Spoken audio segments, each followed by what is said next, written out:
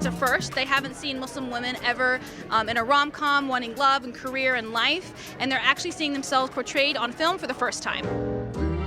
Mom, don't you want us to have more than this? Be something? Yes, but first you go and get married and have children.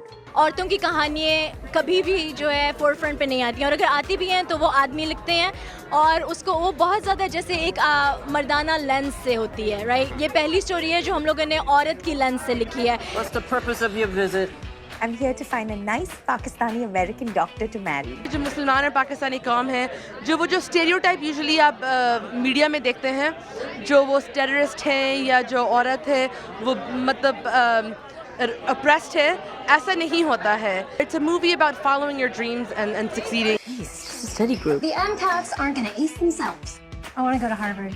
It has the best PEDS program in the country. It's a very realistic portrayal of our community, and it is the right time for us to speak up, you know, in the mainstream.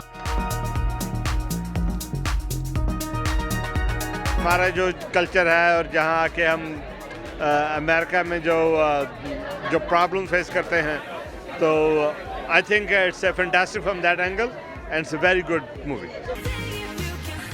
This is America. A land of dreams.